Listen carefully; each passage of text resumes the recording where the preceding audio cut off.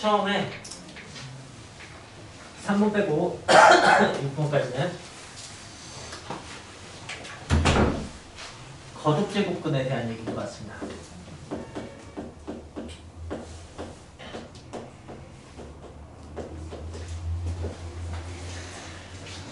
첫 번째 것은 거듭제곱근의 정의에 대한 얘기고, 두 번째는 그냥 계산하는 것에 대한 얘기인 것 같고, 네, 4번은 제곱근을 요리수 지수로 생각하는 것 같고, 5번은 자연수가 되는 조건이라고 나와 있는데, 결국 약수로 푸는 거니까 자연수라고 안 쓰고 약수라고 쓰겠습니다. 그게 더 포인트인 것 같아서.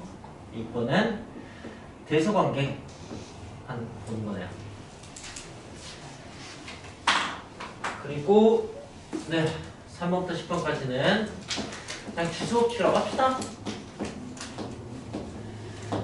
지수법칙을 사용하는 건데, 첫 번째 것은 그냥 이제 실수까지 확장시키는 거, 별 얘기 아니고, 네, 여기서 이제 그냥 곱셈 공식을 사용하는 건데, 여기는 합차 공식.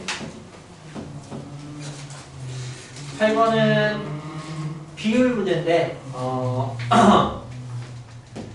굳이 합의 비율이라고 하겠습니다.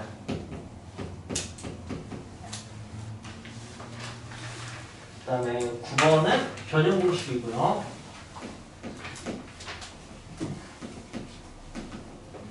10번도 변형 공식인데, 9번과 10번은 그 질문, 처음에 조건의 형태가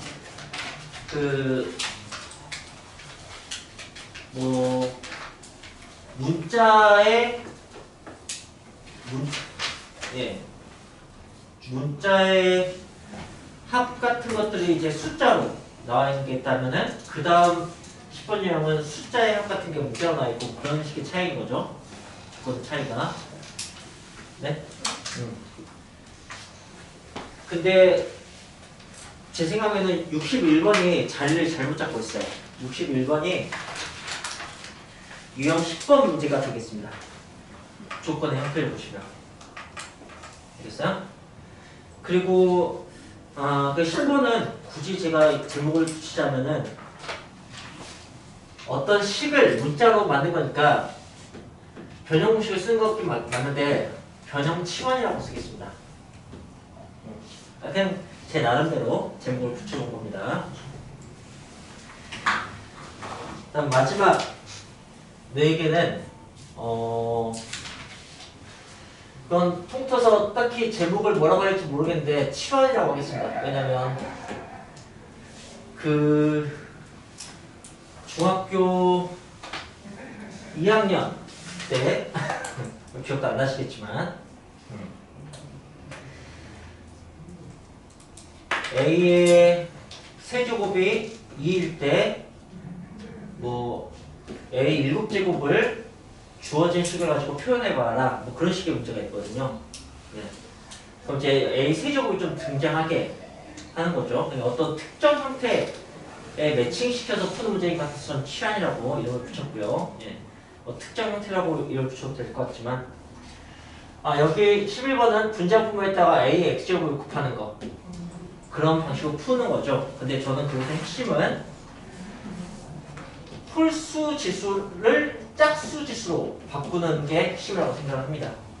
항상 A의 2x제곱을 등장시켜야 되는 거니까. 그 다음에 12번은 네, 말 그대로 그냥 치환해서 푸는 게 아닐까 싶어요. 그냥 그런 주어진 조건 형태가 질문 형태에 등장하게 만드는 거라고 생각합니다.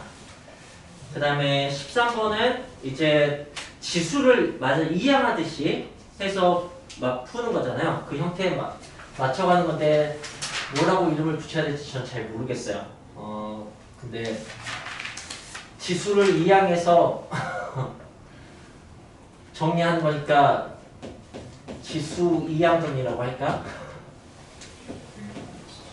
네, 확률 같은 거에 나오는 이항정리하고 다른 거, 그때 이항정리는 네, 2개에 대한 정리여서 이항정리인데 그렇게 했습니다. 여부 보고 꼭 이렇게 정리하는 건 아니고 그냥 이런 식으로 볼 수 있다고. 여기 근데 항이 3개짜리 이거죠. 그것에 뭐 네. 세개 한 3항 버전이에요.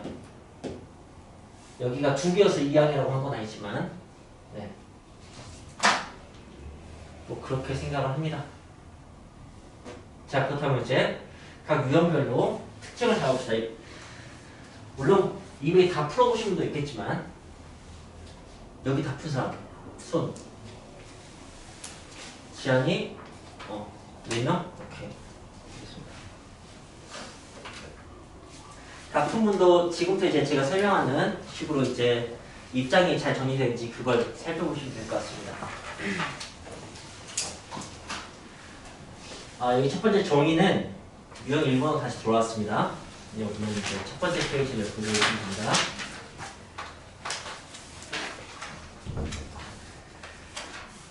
맞으면 실수 제곱근의 개수만 명확히 인지하시면 됩니다. 그게 다이고, 그게 다인데도 어려운 이유를 파악하시면 공부가 될 겁니다. 네. 되게 질문의 의도와 함정이 뻔한데도 어려운 이유가 분명히 있을 겁니다. 그럼 이제 그게 어려운 이유는 정의적인 것은 아마 정의가 명확히 또는 쉽게 자기한테 정리가 안 돼 있어서 그럴 가능성이 크니까 그걸 잘 정리하시길 바랍니다. 그리고 여기는 여러분이 직접 문제를 풀어보고 질문하시면 제가 대답해 주는 식으로 할 수밖에 없겠네요. 어쨌든 네. 이 전 유형에서 가장 독특한 유형이고요. 계산이 아니죠, 여기는. 그 다음에 유형 2번은 계산이니까 넘어가겠습니다. 사실 유형 2번과 유형 4번은 구분이 안 됩니다. 하지만 유리수 지수로도 그냥 거듭제곱 형태로도 다룰 수 있길 바랍니다. 네.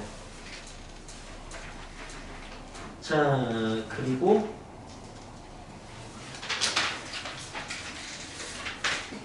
유형 5번은 정확히 밑을 단순화시키는 거예요. 대신 지수가 복잡해지겠죠. 주어진 것은 밑이 복잡하게 되어 있다 하더라도 지수가 복잡해진 상태에서 그 지수 밑이 자연수가 되면 지수가 자연수만 되면 자연수가 되는 거죠. 뭐 그런 것을 이용해서 하는 거니까 이것도 이제 문제를 풀면서 얘기를 해야겠네요. 어쨌든 그 의도가 명확한 유형이니까 그걸 꼭 인지하길 바라고요. 유형 6번은 그냥 유리수 지수로 접근하시는 게 좋습니다. 그리고 밑이 다 다른 형태입니다. 이런 질문이 지수함수에도 있었습니다. 그때는 이제 함수가 증가함수인지 감소함수인지에 따라서 대수관계가 그 차례가 순서가 달라지니까 나왔던 건데 그때는 사실 밑이 같았습니다. 근데 여기는 밑이 다르니까 지수를 통일시키는데 작은 쪽으로 통일시키는 것 그게 저는 핵심이라고 생각합니다. 그러니까 예를 들어서 60분의 1, 30분의 1, 20분의 1 있다면 60분의 1이 제일 작습니다. 작은 쪽으로 통일시켜야지 나머지가 이뻐집니다. 크게. 큰 꼴로 통일시키면 작아지는 걸로 작은 수로 표현하게 되니까 어려워지고요. 그다음에 유형 7번은 뭐 거의 바로 암산에서 답을 쓸 수 있는 그런 녀석들이라고 인식했으면 좋겠습니다. 네, 합차공식일 뿐이니까요. 그리고 53번처럼 그 완전 세제곱 공식 같은 것들도 좀 여러분이 명확히 조건을 보고 그런 공식들이 떠오르면 좋을 것 같습니다. 여기 다 그렇죠? 네, 유형 7, 8, 9, 11 다 그런 식입니다. 유형 8번은 말하자면 55번을 휙 대답할 수 있으면 됩니다. 유형 8번은 55번을 휙 대답할 수 있는 방식은 위에서 제일 큰 것과 아래에서 제일 큰 것을 비교하거나 분자에서 제일 작은 것과 분모에서 제일 작은 것을 큰 것끼리 또는 작은 것끼리 비교하는 거야. 여기가 이제 1, 2, 3, 4, 5 그런 식으로 되어 있지만 사실 크기는 역순인 거거든요. 그래서 위에서 제일 큰 건 2의 5제곱, 아래에서 제일 큰 건 2의 마이너스 1제곱, 그건 이제 2의 6제곱, 64배 차이 나잖아요. 그죠? 그래서 답이 64가 되는 거죠. 2의 6제곱. 그런 걸 볼 수 있으면 되는 거고요. 자, 유형 9번은 네, 특별한 게 없습니다. 그냥 변형공식을 매치시킬 수 있으면 되는 거고, 특히 다 대부분 역수공식이라고 봐야죠. 그죠?